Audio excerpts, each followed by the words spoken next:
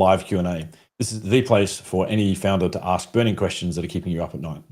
Learn from our guest founders and startup support experts, and of course, LeapSheep's own startup building experts who've worked with hundreds of founders and their teams to get to product market fit.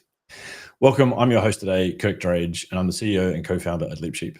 At LeapSheep, we're on a mission to flip the 95% startup failure rate by making expert and personalized startup building guidance accessible, affordable for all founders. Welcome to the founders that have joined online. It's great to have you here.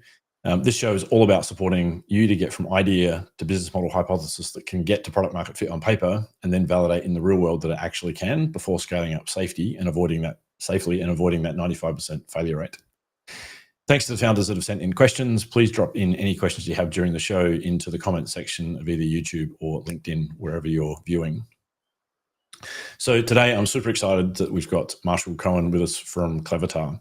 Marshall is a seasoned tech entrepreneur, operational strategist, and dedicated collaborator in the startup ecosystem with a career spanning over 25 years across technology, business operations, and innovative ventures. He has a track record of bringing groundbreaking ideas to market. As the CEO of Clevertar, he's at the forefront of revolutionizing customer engagement in e-commerce using generative conversational AI. Marshall, it's an absolute pleasure to have you here. I'm really excited about getting into the conversation today. Excellent. Thank you, Kirk. Yeah, great to be here. Look, I just want to jump straight into the weeds here and get a bit of a sense from you of like your early career was deeply technical, and now you're leading a investment-driven startup with some pretty impressive customers with some pretty impressive technology. How on earth do you make that transition from a deep technical guy to a business leader like you are today? Yeah, I think it's a good question. I think it's out of necessity as you grow. Like I don't think it was something I specifically chose, but I started off, did computer science at Flinders Uni here in Adelaide, and while I was in that, got an internship, led to a job. Then I was at that role, and that was a startup as well. So that was my first kind of career job was in a startup. Right. That's and then so I learned exactly that whole ecosystem from straight out of uni. So, but then growing that team from four people up to 55. Wow. Being one of the first team members. I had to move. I had to build systems to then pass on to people, and then to build a system to hire more people. And and so then, were you involved in the business side or just in the tech side in that experience? Yeah, pretty much just the tech side. Yeah, right. Yeah, right. so you had like a front row seat to what was happening. For sure, yeah. And so because I was a senior director by the end of that, and we had a acquisition, I was very much in the room when all of those conversations were happening. I'm like, wow, this is pretty intense. And so I learned a lot by proxy. And then from future stuff after that, I'm like, well, I want to give this a shot myself. So I kind of did everything again a couple of times.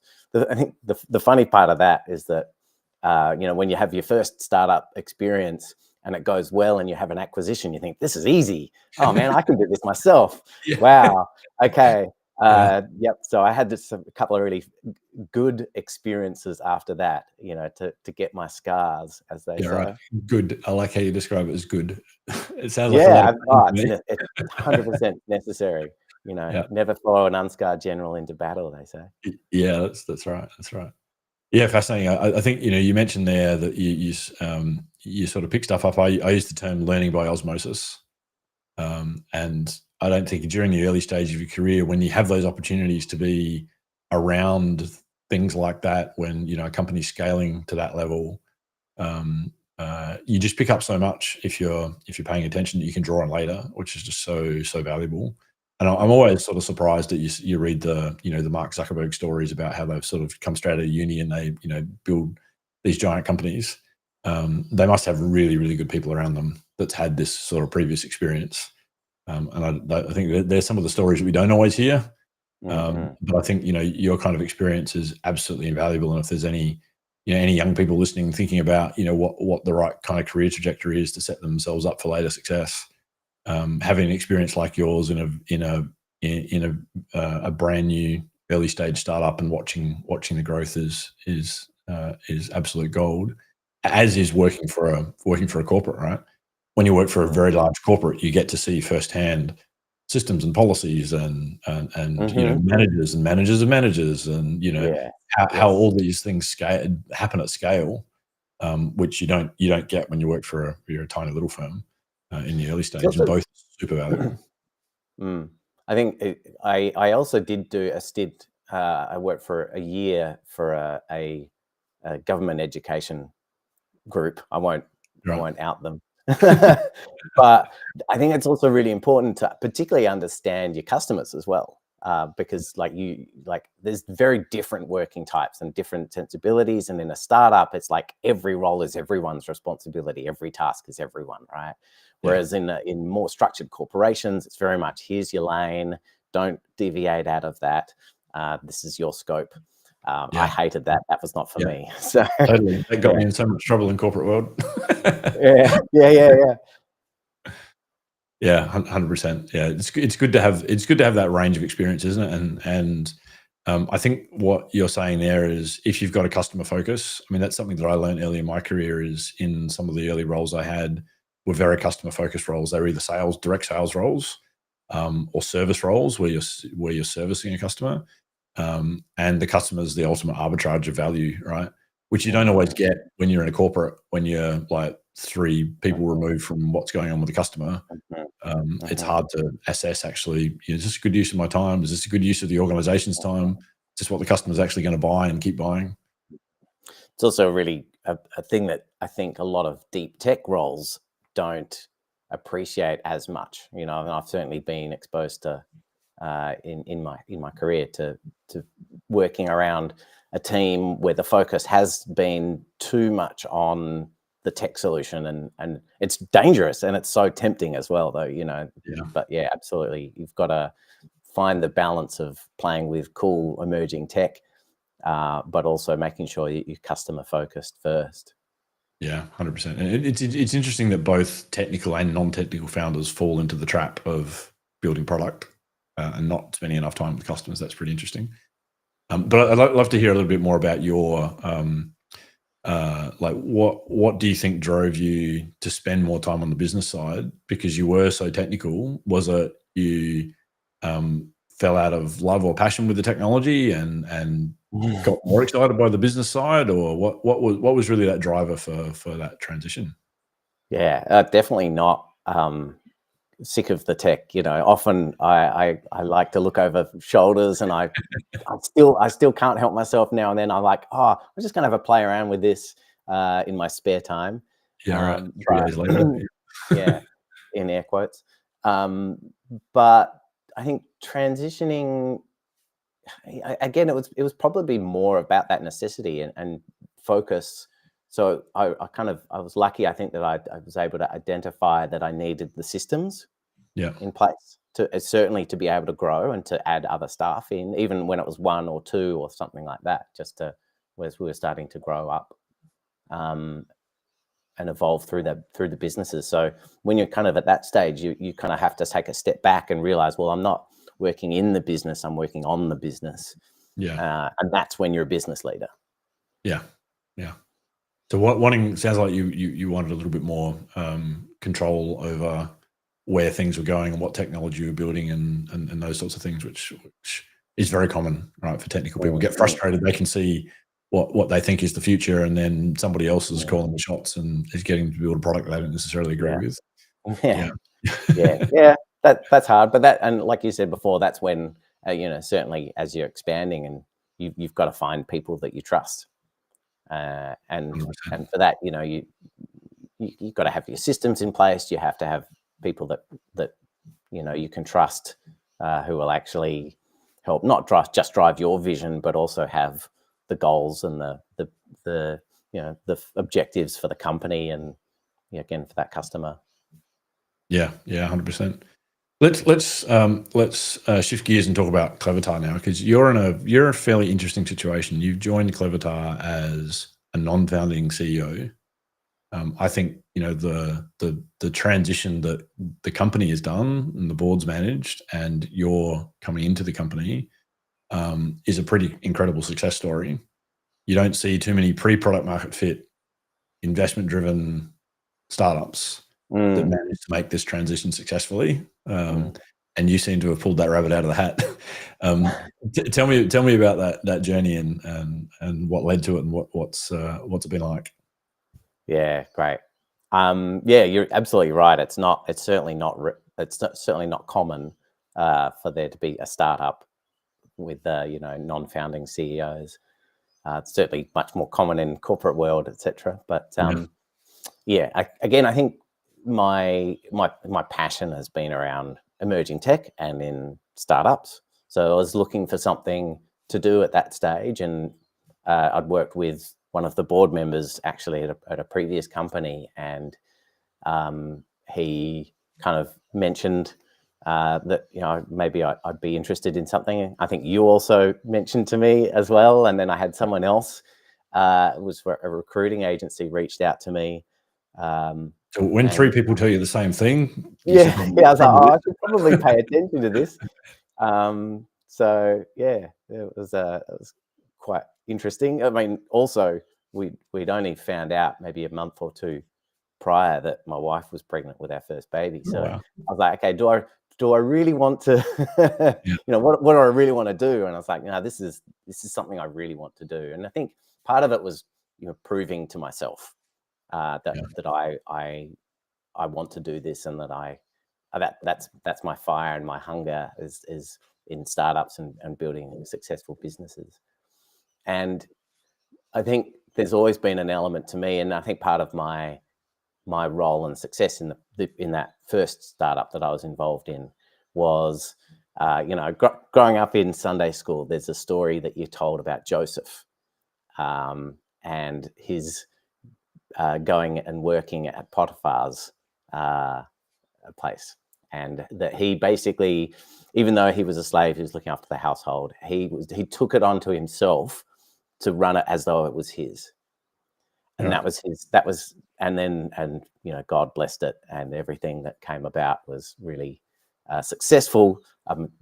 There's other parts of the story which I won't go into, but I don't know. Part of me feels like that's my ethos. That's just who I am. When I do something, I throw myself into it. I want to build it. So even though I'm a non-founder, I call myself a founder. Yeah, totally. I'm so passionate about it, and the team is amazing. So the fact that I'm coming in as a non-founding CEO, it really only matters from a external perspective, from my point of view. Yeah, I think one of the things that I noticed when working with you is that you don't actually, like, unless we're actually having this conversation, like, you have to consciously remember, oh yeah, you didn't found this company because you are so passionate and are so committed. And I mean, that's one of the reasons why we don't see a lot of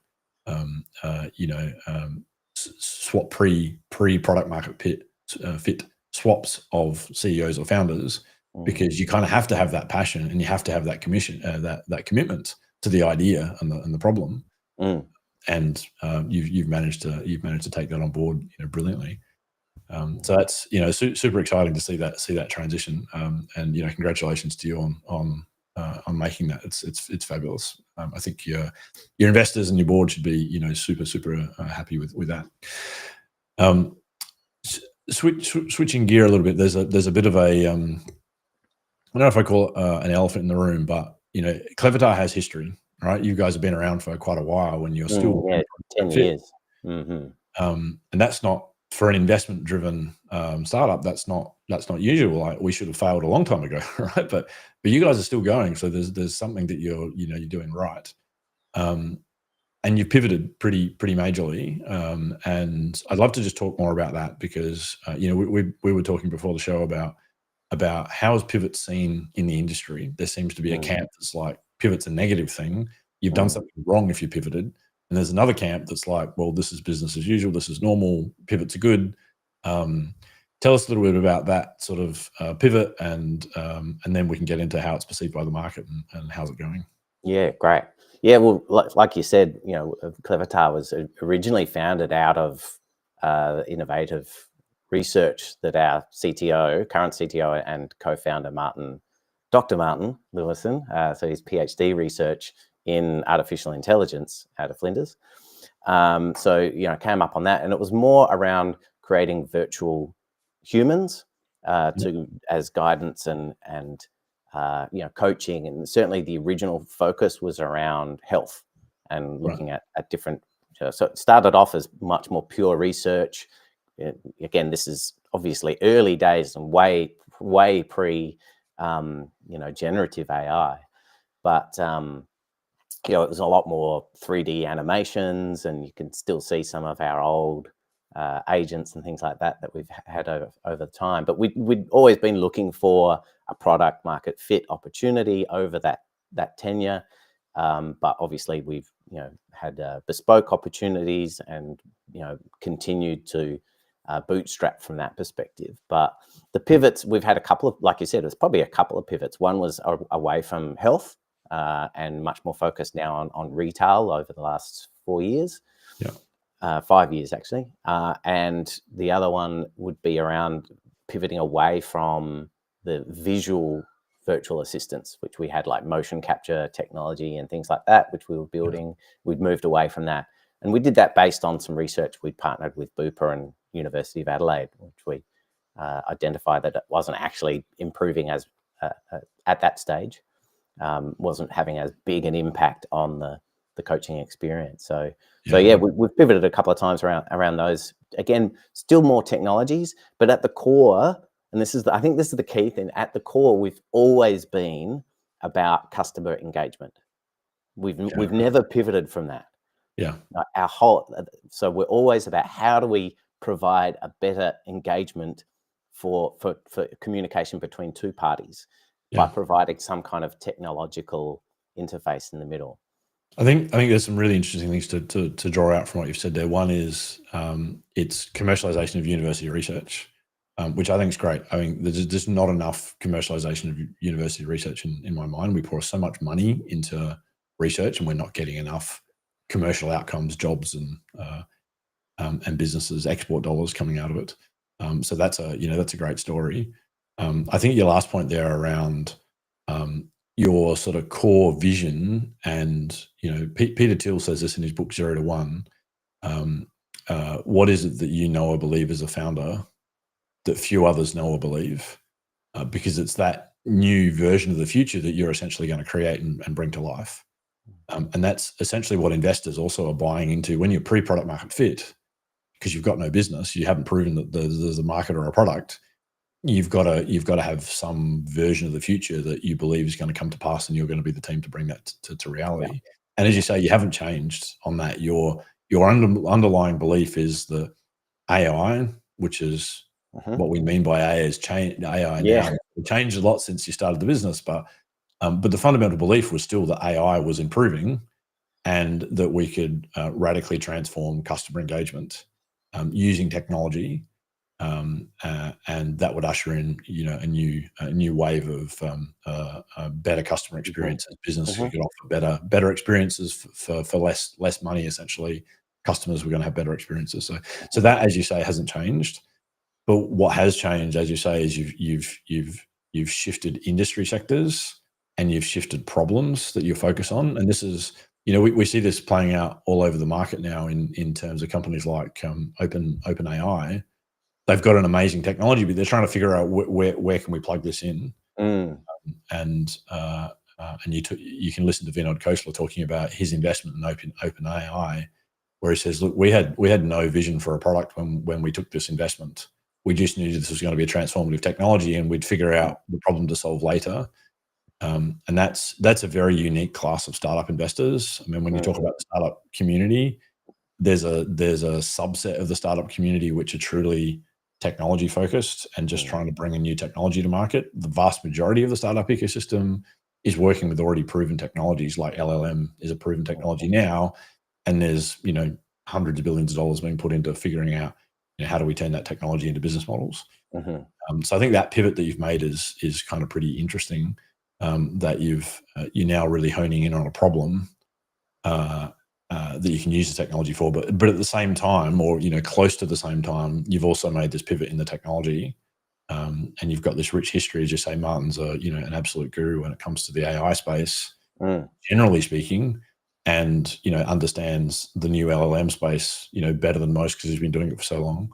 And you've been able to make that transition, which has been pretty impressive as well, because you just sort of shown your flexibility and adaptability as a company, which is, you know, something that a pre-product market fit board and investors love. Yeah, So, absolutely. so yeah, that's that's absolutely fascinating. So how's it?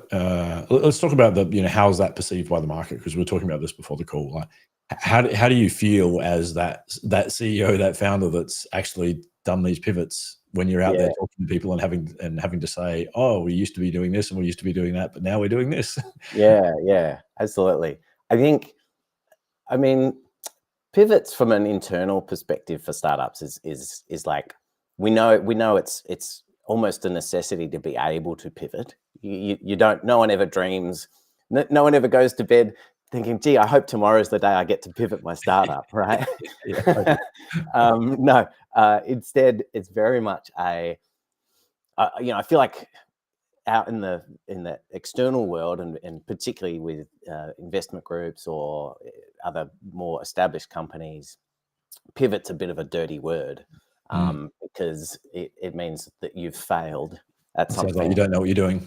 Yeah, or like you're still looking around for something, but that is 100% what a startup is doing, right? We're looking for a business model that's actually going to build up and become scalable.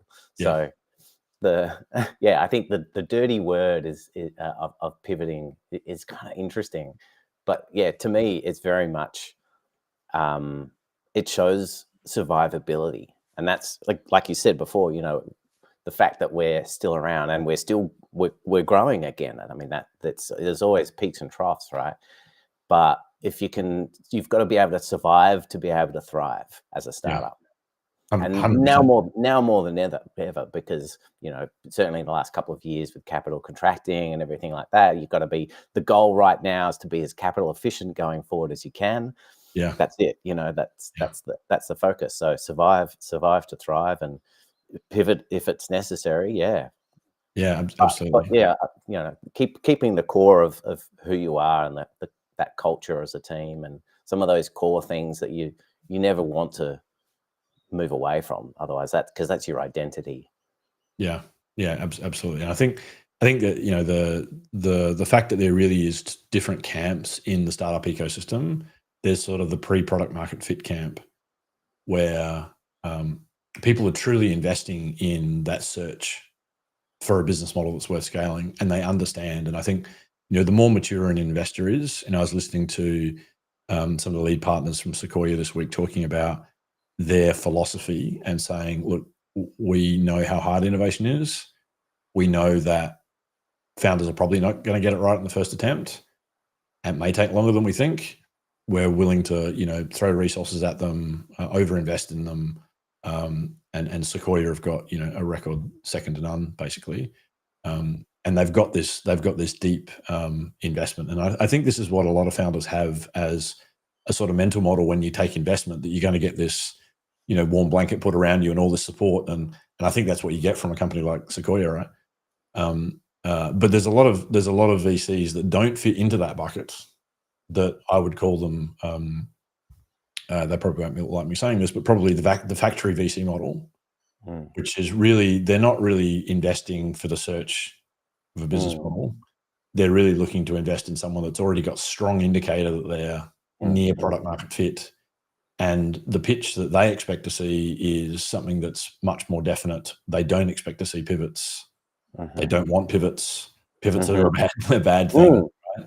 And if you're that founder that's sort of pitching yourself as, hey, we're almost at product market fit, we need some money just to continue, then and that's true, then everything might turn out great for everybody. But if that turns out not to be true, you're probably going to have a super tough time of it, because the investor doesn't want you to pivot. It is a negative thing. And you're probably going to end up as a failed entity, because you've pitched yourself as almost a product market fit, and everyone's sort of believing you're going to get there. And when you don't get there, it's like, well, this idea didn't work.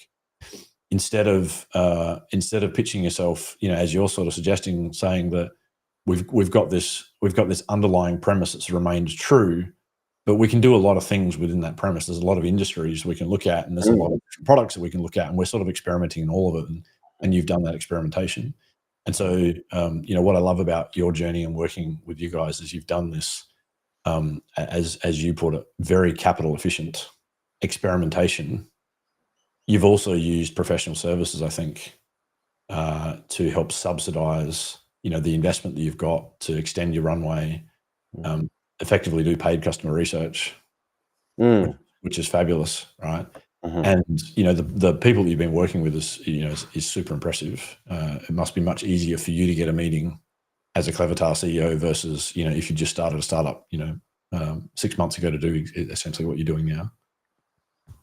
Yeah, it is. It's nice to be able to throw in some brand names when you're talking around to other potential customers, and that certainly helps with that. But I want to bring up those brand names. Sorry, go on. No, I was like, purely from a credibility perspective. So yeah. I want to bring up those brand names in a minute, but I want to pivot to just talking a little bit more about what you are doing. So how is the pivot going? How is, you know, tell us just a little bit about what you are focused on right now. How do you describe Clevertar to the world in the current version? Great. Yeah. So I describe Clevertar as we're, you know, revolutionizing customer engagement in retail using cutting edge conversational AI. So we actually have a couple of solutions in the market that we've been doing product market fit, disruptive innovation journey process through each of those as we go. It's a lot about finding that segment and offering pairs, which, you know all about, of course, Kirk. So I think it's going really well. You know, we are post revenue on one of our products, and we've got some really strong signals. We've got great unit economics and growth around that. That is our app called Conversagent, which is available on the Shopify app marketplace. So that's really exciting. You know, we've got some great feedback both from customers and great growth globally on that. But we've also, you know, got some really strong support, including from Shopify themselves, which is, you know, really amazing. So they're just some really strong signals that we're doing the right thing. Yeah, I love it. You showed me your customer growth chart, and it's up and to the right very, very nicely. It's pretty impressive. Yeah, absolutely. Let's talk about customer engagement. You talked about this phrase, customer engagement. You know, what do you mean by that? What does Clevertar mean by that? Where do you see this world going? Why is this an opportunity that you think you can get the product market fit in? Yeah, great. So particularly in retail, and I actually kind of say retail now because we're a couple of our solutions are not just online. It's really bridging that gap between the in-store experience and just facilitating that even now. So for me, you know, customer engagement is really around holding the hand in retail, obviously, the holding the hand of a shopper through the journey that they go through. And so there's elements of proactive and reactive communication that's required for that, and being able to do that on their time frame and, you know, in their language. So again, a lot of the technology that we have available to us now makes a lot of that even more accessible and applicable, which is fantastic. But really the ultimate goal is to provide a better experience for the customer and reduce the overhead on the provider. You know, and that they're two aspects of the same coin, but they're two very different value propositions, which is really interesting. Yeah, it's interesting. The last 30 years of technology has really been on a story of efficiency, where we've used sort of cloud mobile, and we've used sensors to collect data and process that data. So we've made things a lot more efficient. And that's, you know, been able to create some self-service opportunity for clients. So, you know, you can order things at home at, you know, 10 o'clock at night in your pajamas at bed if you want to. So there's very small incremental customer experience gains that come along with that efficiency. But in many ways, we've kind of regressed in the customer experience, haven't we? Because you no longer get that, you know, that unbelievably experienced service assistant that really helps you through your buying decision of figuring out, you know, what do I need? What are my options? What's going to suit me? This is the best buying decision for me. And what you're kind of saying is now with with the artificial intelligence technology is that's the opportunity, is to really start to change the way that we engage the quality of the effectiveness of customers, isn't it? Yeah, absolutely. Yeah, so the customer journey is really similar all over the world, right? And every generation is still following a similar thing. But and interesting, I was at the National Online Retail Association AI Summit in Melbourne yesterday, so I'm a bit tired. But the one of the key things they were talking about at that was how the customer journey is changing, right?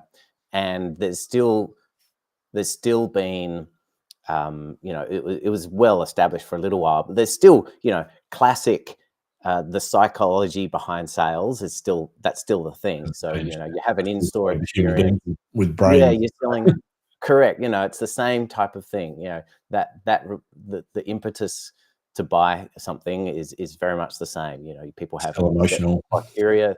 It's emotional. It's buying from people a lot of the time.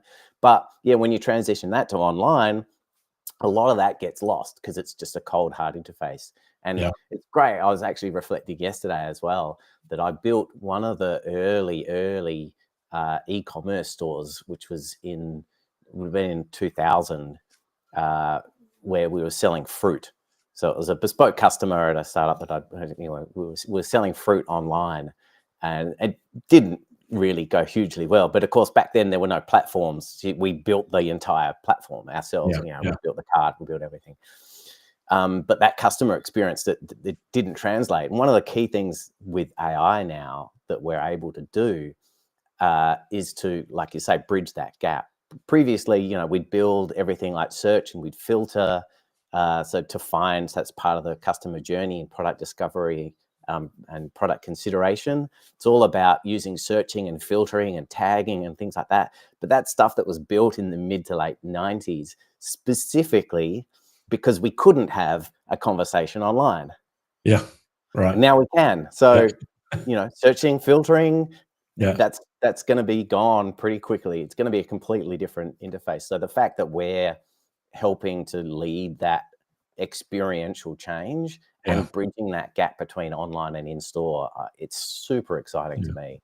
I mean, it's such a fascinating point because we're seeing that play out, writ large in Google, right? You see Google now, when you do a search on Google, the 10 blue links that we used to see, you only see like 2 blue links at the bottom now. You've got to actually go to the second page, and who uses the second page of Google to get to all 10 of those blue links? What you actually see is a Gemini AI response, isn't it? Yeah.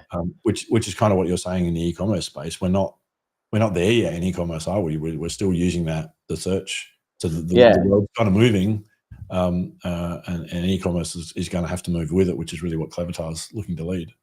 Yeah, absolutely. Yeah, I think there was something you mentioned when we were chatting the other day about this, which is, search engine optimization is changed significantly to the point that it's more about, AI optimization. How do you make sure that you're showing up in, AI search results, which again, because we've been in AI for a long time, when it was really funny, actually, the early stages of ChatGPT, you'd ask it a question about who in Australia is working in AI. We came up. Yeah, right. Because it hadn't ingested all of the new competition and the new startups that all kind of flung up out of the backyard sheds and things like that. You're an absolute leader in this space. Yeah, that's right. So we by proxy of our tenure, we got the top of the list, which is. I think that the terminology is still, it doesn't seem quite baked into me yet. So we're all familiar with SEO, search engine optimization. Some people are now talking about GEO, which is generative engine optimization, to describe how do you get in the results of Gemini and ChatGPT and Perplexity and all these LLMs. Unfortunately, I think the geographic geotagging has already got, if you do a search on GEO, it comes up with, and if you ask ChatGPT about it, it tells you about geographic based searches. I think we're still trying to figure out this on the fly. Yeah, maybe AIO or LLMO. Yeah, something. But like I saw a chart on the decline in I can't remember what exactly the metric was, it was a Google metric on click-throughs or something like that, but it was down massively, as you see the rise in use of ChatGPT and LLMs in general. Google is seeing a massive drop off. And I think if you've got a business that's reliant on search engine optimization, which most of the e-commerce world has, right? That's going to be a big issue. Yeah, and that absolutely, and that's where that customer engagement, the next level and the next iteration and the next innovations that we're seeing to start popping up now is really exciting. So there's some outreach tools and a few things like that, but as well as hyper personalization or hyper relevance, which I think is a better term for it. Yeah. But one of the things as well with these and the additional changes is there's going to be massive fatigue really quickly, because we're still on the hype cycle, right? There's no denying that a lot of these technologies we still don't know where they're going to go, and people are throwing them at the wall, and we'll see what sticks. Yeah. But take for example the AI phone call outreaches. I hate them personally. I've had a couple of phone calls. I think people are going to get really fatigued by that kind of a solution really quickly. Yeah. So, it might be effective short term, long term, I don't know. I'd challenge that one. 100%. Yeah. I mean, I like this area of AI that LeapSheep is in, that's called human in the loop, where we use a lot of AI in the background, but we're still delivering primarily a human-led service. And I think that's just because the technology, as you say, is kind of not there yet. We can't just replace certain functions with AI and have everything be okay. I got a inbound LinkedIn request, as we all get flooded with these things, and it was a particularly thoughtful, opening comment that had obviously been to our website, understood what we did, and then asked me a question. And it's like, this is either someone that spent a lot of time researching and is just not economically viable if they're doing this with hundreds of companies each day trying to find new sales leads, or this is an AI. And it's just so clear that I'm talking to an AI bot. It's like, how do you deal with that? And as you say, I don't think customers are really thrilled by that right now, because they want to know the authenticity and the intent behind it, because that doesn't come through. Yeah, certainly. I think the short-term gains and the short-term applications for the agentic AI, right? That's really where we're coming now. That's coming up over the rise. We're really seeing a big influx around that space, and that's a game changer as well. Yeah. Whether that's human on the loop or human off the loop. Yeah. I think it's going to be more of a human on the loop for a while, where we might have agentic AIs that are actually kind of doing all of these tasks and doing things independently, which I think is great. I'm really excited for that. The orchestration layer behind that, which is one of the key technologies that we've built proprietary in our house. But there's still that element of human on the loop. Yeah. Not necessarily in, that's the supervised thing, but we're transitioning to a human on the loop, where we're going to be more, I think the term I've heard recently was AI babysitters. Yeah, right. Yeah. So I mean, it's exciting stuff. We could talk about that for probably an entire another podcast. 100%. I did want to pivot though to more of an outcome-based conversation. So you've talked about customer engagement. What does that translate to for your customer in terms of their dream outcome? How do you become a critical part of their business, because you're delivering an outcome that they just can't get any other way, the kind of economies and quality that you can deliver it at? Yeah, I think we've got a particularly challenging situation because we're in customer engagement. But our customer are the merchants themselves, the retailers, the brands, who they're the ones who are paying us for the solution.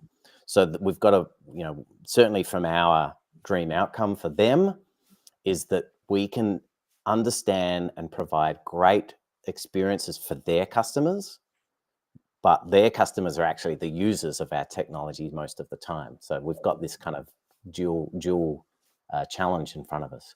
But providing a really great experience to the customers, it increases their brand loyalty for the merchants themselves.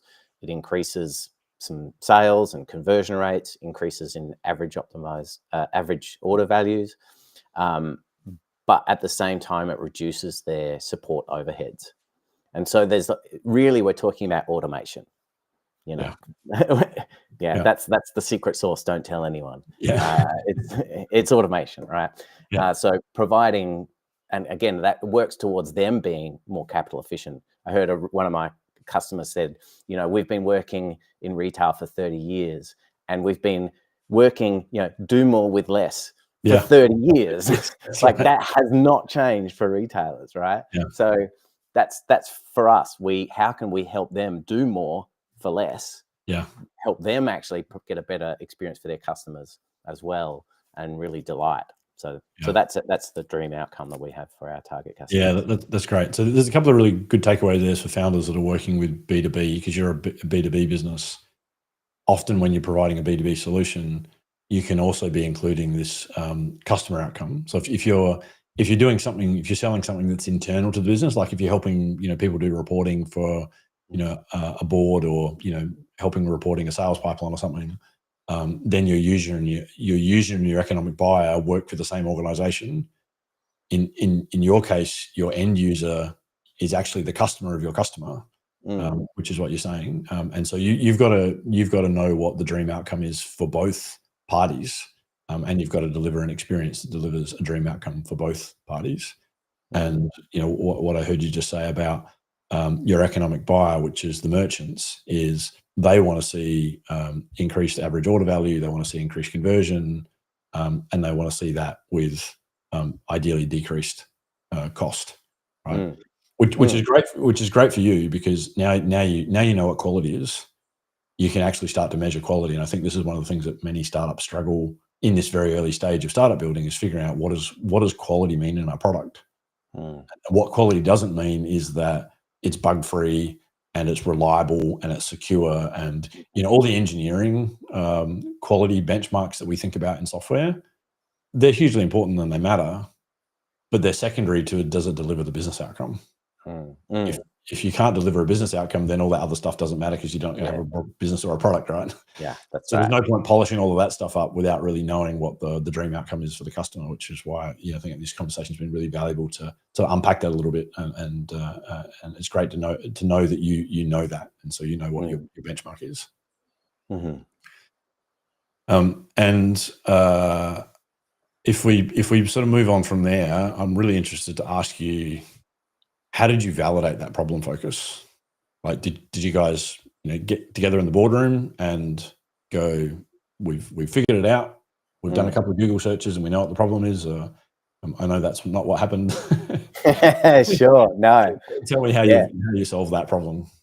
Yeah, excellent. So interestingly, I think it was through observation of some of our bespoke customers initially, where we kind of noticed a few things that had happened and things that had changed for them in the process of rolling out one of our chat agents. And that was early, you know, pre-LLM, you know, based chatbots. We had a couple of customers in retail in particular, and we'd seen that, you know, customers who were engaging with our chat agent were actually, you know, it was having a positive impact on their shopping experience in particular. I mean, again, we'd always been focused on customer engagement and providing accurate answers in the time frame of the customer, the shopper. But when we saw that, you know, that, well, look, there's actually an additional benefit here, and that was about 5 years ago, as I mentioned. We're like, well, look, there's a real problem for retailers, which is, you know, that we need to do more with less. They need to make sales. They are in, you know, well, everyone is in business to make money. You know, if you're a for profit, of course, well, even not for profits kind of need to. So Yeah. But certainly we identified that, and we kind of talked to them about it because they were established customers. So we're able to really kind of validate it through that customer conversations. And that, anyone in startup who's first time in startup, I say the one thing, if I could tell you one thing, it's talk to your customers early, right? That's it. Like, if you're not talking to them directly, if you're not constantly validating your hypotheses, you're gonna build in a silo, right? And you might have some cool tech, but then you'll flame out. So you need to keep changing, and that's the thing again as well around what we've experienced, because we're working in chat agents and chatbot world for as long as we have. With the changing technology that's come, customer expectations change as well. So it's not just validate it once and then like, okay, now we're off. Yeah. It's constant validation. It's constantly, checking in with the customer, like confirming that kind of problem. How are you having those conversations? Because one of the things that I say to founders, it's about the velocity and volume of conversations that you're having, as you've just said. And if you're thinking that your sales motion is the thing that's going to get you those conversations, one, you're way too late. By the time you're selling something, you probably built the wrong product. And secondly, even if you've got the right product, it'll be wrong on some dimension in terms of getting to product market fit. You might be able to make sales, but getting to product market fit is a different problem than just being able to make sales, right? Yeah. And if your rate of learning is constrained by the number of sales you make to get feedback, then you're learning a lot slower than you need to, which means you have to have conversations that are not sales conversations. Yes. How have you approached that? That's great. I feel like you set me up to fail perfectly here. Thank you, Kirk, because that is exactly what we did originally, like a while ago. We kind of got the product out after the initial focus and the initial testing that we did, and we got some great growth. Of course, building a hyper scalable product is great that's the goal, right? But if that's the focus too early, which it was for us, you can get real positive growth, but that actually hampers your ability to move towards product market fit. And that's how we experienced it as well. So we had the product out and it was available on the Shopify App Store, and then people started installing it. And this is great. Oh wow! Look at this. Yeah, we're doing it. We're doing it. We're like, so what's working? What's not working? I don't know. How do we talk to these customers? Well, we'll try and bring them in at that stage, and they're disengaged. We still have customers who are paying for our product, but they're just completely disengaged. So they're not actually. We don't know why. So we can't build better features because we don't know what better is. Yeah. So we've certainly we've changed our approach towards that, and we have a lot more. Again, that was more focused on a build it, they will come type mentality, which is definitely not the right way to do it. So it's much more been about slower. Slow is fast in this case. We need to build those conversations, and it is myself and head of product and solutions, Matt Francis. We spend a lot of time talking to potential customers and doing some outreach and getting in people's faces, talking to people, leveraging networks, just getting conversations going, and talking about their problems, trying to understand them and their role in the business, and what are their day-to-day problems. And then we can kind of build that relationship and then start testing some of our problem hypothesis just in conversations. And then we can bring people on. We've done that now. We've done a couple of really great onboardings and with some people that have just started from conversations, and then that brings referrals, and then that grows. But it's transparent, it's visible. It's focusing on what I call the high bandwidth conversations. It's great to have a low touch, scalable customer experience, which you've got, and you're seeing some growth. But as you say, it's a very low bandwidth engagement with the customer to learn anything from them. And so you've had to put this high touch engagement engine in place, which is which is teaching you a lot more about your customers and what they need, which is great.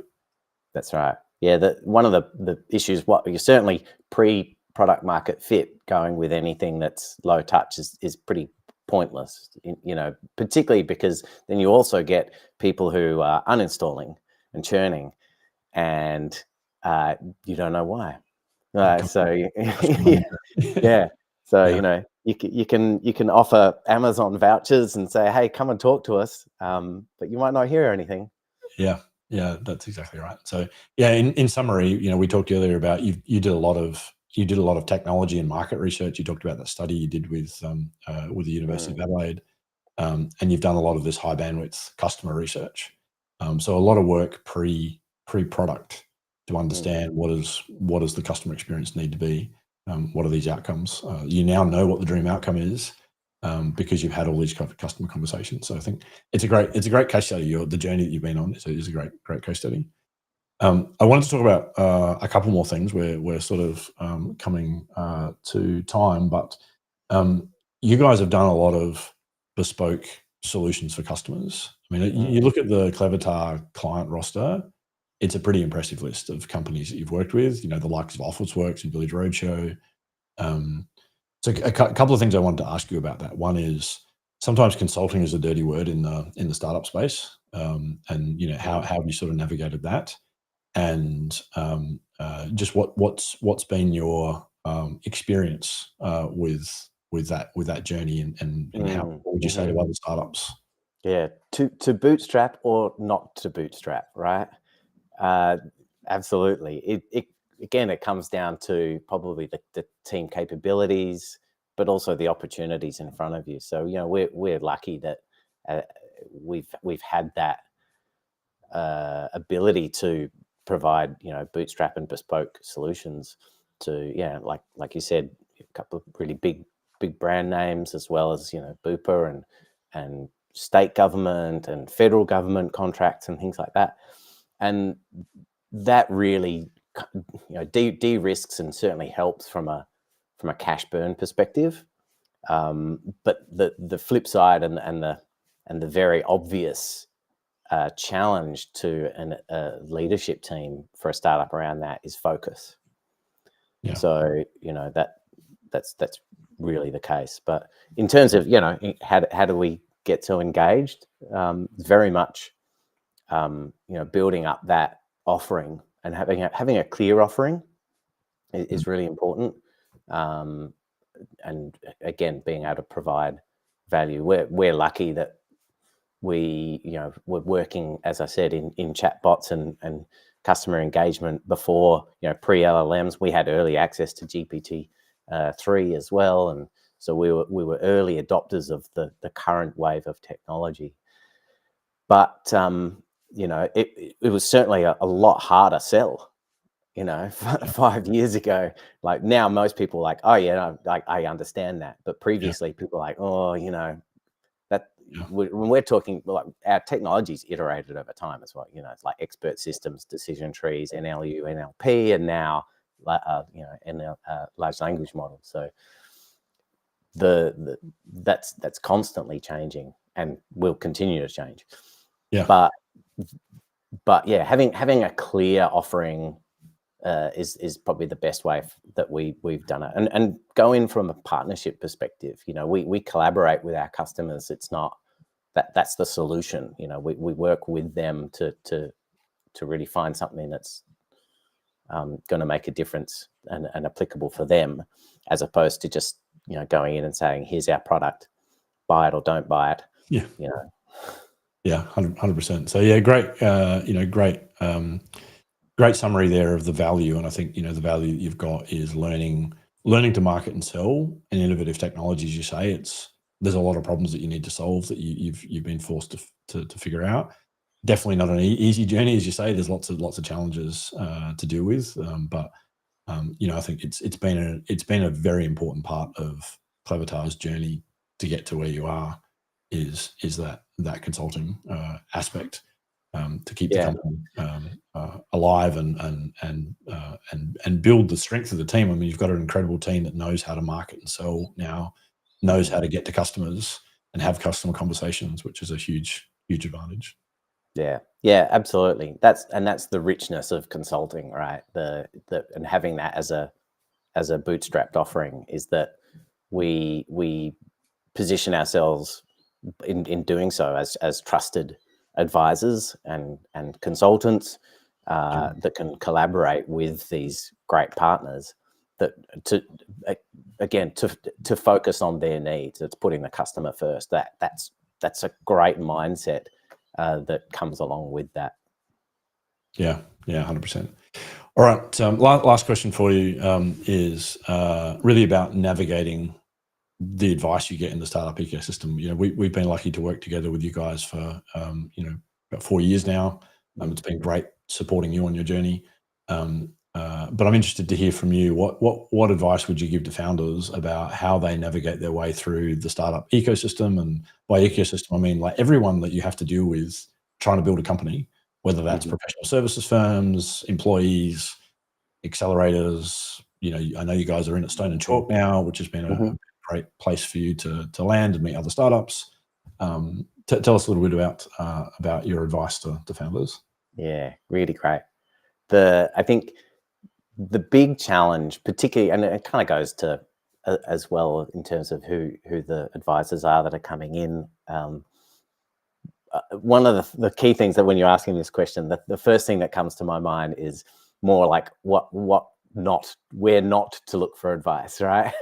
Yep, and so because it's always changing, it's so rapidly changing.